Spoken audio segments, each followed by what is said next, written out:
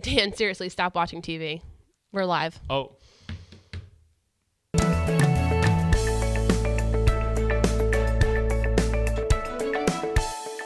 Welcome to This Week on Think Tank Tuesday. I'm Samantha Cunningham-Zabolinski. And I'm Dan Allen. And as you guys know, I had to pull Dan away from his phone this week. And that's one of the things we're going to talk about. All of the emerging technologies out there available to us and how cord cutting is becoming more and more popular because TV's at your fingertips. Exactly. Last week I wanted to watch an NBA game and I went to the channel on my television. It was a live game. And I realized that I did not subscribe in my channels to that channel to watch. Well, you the game. obviously have it now. And so I texted my brother. I said, hey, help. The Knicks game's on tonight. I can't watch it. He gave me his login and I watched the live event on my phone. So then it starts to make me think about how that will become the future where subscriptions will be all about your phone. Well, it pretty much is the future. I mean, have you seen the commercials even? And I know I'm saying I'm watching commercials, but I like to cook dinner with the TV on in the background. How AT&T now, their whole premise is you get TV on your phone with their subscription to their cell phone service. Right. And for most people, that this is their everything. It's their TV, it's their laptop. And so when you think about what your product is as a company, how does that impact your message? Yeah, so a big part of that is with all of this emerging technology, companies are having to continue to evolve their program, their platform, their offering to stay relevant. I mean, we've seen that with the whole big conversation over the last 18 months of how many individuals are cord cutting and how many TV streaming services are really evolving because of that. Right. And it's because it's at your fingertips wherever you may be. It's easily accessible. It's a lot cheaper. I know my $150 cable bill could use to be reduced quite a bit. Sure. So I think one thing you were telling me about the other day was how even Facebook is trying to compete in this space. Right. If you guys probably had already realized that Facebook launched The Watch, which is going to be TV shows and programming in the Facebook platform. So right now it's only available to certain creators. So it started in a beta, ESPN was a big player in that space, right? Gary Vaynerchuk has a show. So only opening to a few select people to really get the platform going.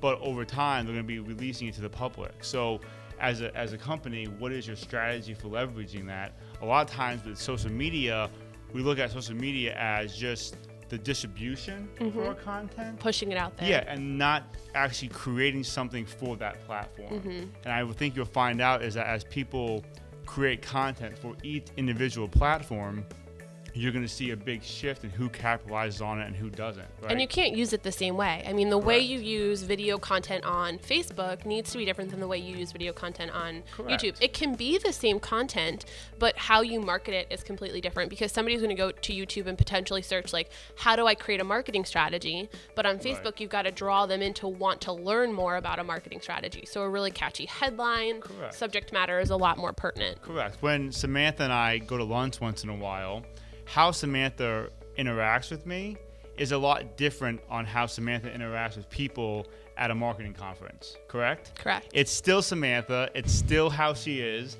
but how you distribute certain pieces of content and information is a lot different.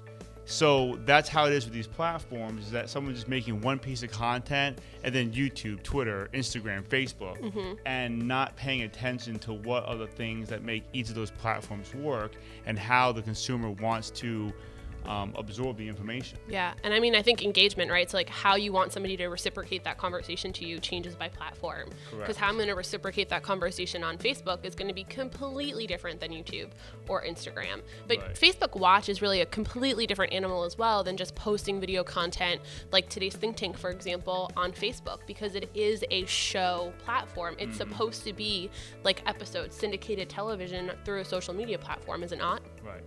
So when we were talking, we were saying, hey, this is a great idea to leverage as a business. When Roku, when Hulu, when all of these different providers came out, there is the opportunity to have a private channel on there, but there's a lot more legwork than what Facebook is going to provide to really make that and pick that up. Right, because with YouTube, for example, once you understand the algorithm to what it takes to get the views, to get the subscribers, you're still not able to target them. Right, and so with the Facebook Watch show, the Watch channel, you're going to have all the benefits of being a creator on YouTube as far as monetization, but now you're going to have the targeting, and you're already going to have a built-in customer base to go after. Yeah. So you have an audience from your existing Facebook strategy, but there are a couple of things that if you're going to approach doing a watch show that you really need to build, because there are some extra benefits you get from having the show. Right, because you're going to have, when Facebook Watch releases this, you're going to have an actual show channel page that you have to basically build out. And like anything, if you're starting from ground zero, without any audience for your show, your personality, or your company, it's going to be really difficult to create a successful watch channel.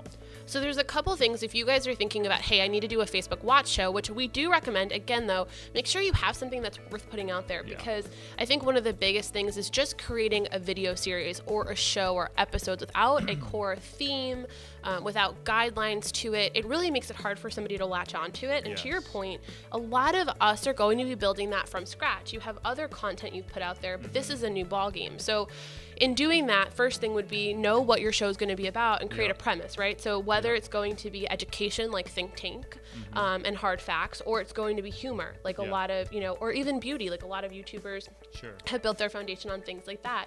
Maybe you do a, sports rundown show. You want to be, your dream used to be a broadcaster. What a great platform to start that on, YouTube or Facebook, excuse me. And I think a lot of people don't realize is that one of the most powerful things when you're creating something like this is just to ask. It's just to ask the people who are following you, who are absorbing your current content, what do you find valuable? So many times as marketers, we sit in a room and we think, what is going to be the most absorbable, what I think everybody's going to like the most, but what you think is sometimes different than your audience. Right. Someone thinking of a viral video idea, working on it for months and months and months, and then Chewbacca Mom does the mask video, and everyone's going, how in the world is that the most watched video? So ultimately, the consumers will always dictate what is premium content that they want to follow. So like a good example of if I wanted to ask my audience, hey, what would you find valuable, because I'm thinking about doing a watch show, would be to put that out there, like say, hey, this is what I'm thinking of doing. And you can use tools like your database. You could send an email and ask them. You could do a survey, or you could simply go to Facebook and just do a poll. Like super simple. If you have a couple ideas you want to bounce off, do a poll, or just even ask the question on your Facebook pages and let people comment back. Yeah, and I think it's important to not leave it to be like an open-ended question, because they're going to go in every direction. Be really specific with what you're asking. Like, what part of my Hard Facts weekly show do you find most valuable? What are some of the things that what's your favorite episode? Once you can digest that and figure out where best to move forward, then when you start building your channel, you're already going to have that data to make sure that the content is going to hit the most impact. So you had your idea, you asked your audience, and now you're kind of saying, hey, I'm taking this feedback and I'm digesting it, putting something together. But to kind of launch this platform successfully, you said you're going to have a show page. So obviously, like curating content that centers around your episode's themes is going to be important, building that out. So besides from just saying, hey, now I have an episode, or I'm going to film an episode, build out that show page. And obviously engagement. So I think one thing that a lot of people just do is like put it out there. I know sometimes I just put content out there. You've got to engage and you've got to build that audience, because like you said, the hardest part is going to be getting that viewership. Right. So any recommendations for engagement?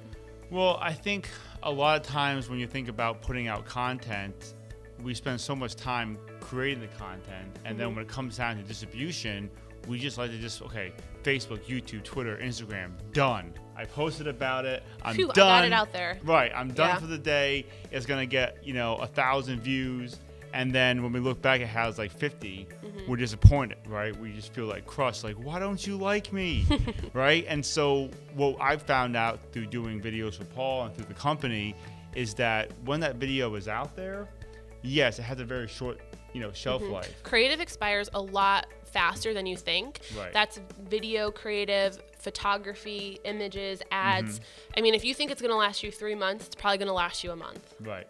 Exactly. So when you're thinking about that, you have to create that library of content for that show ahead of time, right? So if you're in a situation where you can't create a lot of video content for the show page, in a week's time, then starting now will give you the resources to do that. I think that's a superb tip. So like back up and go into it with a lot of content created already. So like maybe when you launch with 5 videos. I mean, there are, I don't know the statistics offhand, but there are a couple of studies out there that say the more content you have when you begin, the bigger lift you get, because the more people can engage with you right from the bat. So instead of trying to figure out what your content is going to be about, you're already establishing that credibility, that content, and that engagement. Yeah. So it's a lot easier to have 5 Correct. pieces of content to talk about than just one. Correct. And once that one piece of content is out there, like there's a video that I'm doing with Paul that we put out back in August, and the first week or two it had a couple thousand views.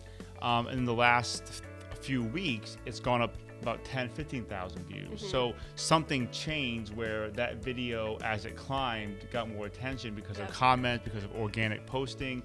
So there is ways of leveraging that content that you're posting in the beginning for later results. And I think a big part of what you just mentioned there too is you can take that content. Like one thing you do for us is you take that content from maybe one episode and you're able to leverage a lot of different pieces of it. Right. So when you're thinking about how you can extend the value of that show, it can be maybe you have a 30-minute show and there's 2 different segments in it.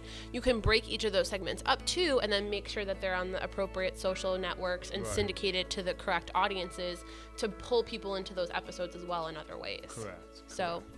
So maybe we can recap it. So obviously, try and continue to figure out how you can adapt your business and your content to be relevant to the different platforms. Right. Don't just, put it out there and hope somebody engages with it. But when it comes to the Facebook Watch opportunity that everybody, watch out for, pun intended, what are some things that they want to make sure they keep in mind as they're saying, hey, I'm going to gear up for this? So action items. Right. So one is obviously figuring out what content is where you want to focus on. Where is the content that you're getting the most interaction, the most feedback, the most, and just ask your people who are following your company, ask family members, ask friends for the brutal honesty of how do you feel about this content I'm putting out, because you don't need anyone to BS and just be like, oh, it's wonderful, right? You need them to give you actual data that So you maybe can don't use. ask your mom. Don't ask your mom. Ask that like really tough cousin of yours. Exactly. Yeah. You want that feedback because ultimately this is going to be a very crowded space very quickly. Yeah. All right. Once companies start shifting all those ad dollars from TV and putting in $50,000-$60,000 into Facebook on a monthly basis, it's going to be a lot more harder for you to penetrate. So if you start now and prepare, you'll be able to leverage it early on and be good to go. Okay. So you said ask your audience, find out what your niche is going to be, Right. and then start creating content now. Start creating Don't wait. content, yes. And putting out pieces of content now on your personal and company page to start seeing what types of information and type of style it gets most receptive. So there's no reason you couldn't create your, watch episode that you would potentially put out on that platform now and even test that and ask for feedback on that after you figure out what that niche is going to be. Because it's going to be really difficult for you to put out an episode and then 2 or 3 in go, you know what? I want to just change gears. Because you're going to get people subscribing to your page. And then when you make a big change, it's going to be like, what's going on? If I subscribe to ESPN and I love the way they do the opening segment, and then 8 episodes in, they completely change it and it's something totally different, I'm going to be like, oh. Yeah, 2 years down the line when you need to freshen it up, that's a lot different than like 8 weeks down the line when you're like, I'm bored of this, like it doesn't look like what I wanted. Right. Get it right the first time. Right, exactly. So watch out for Facebook Watch, and that's all for this week's episode of Think Tank Tuesday. See you next time.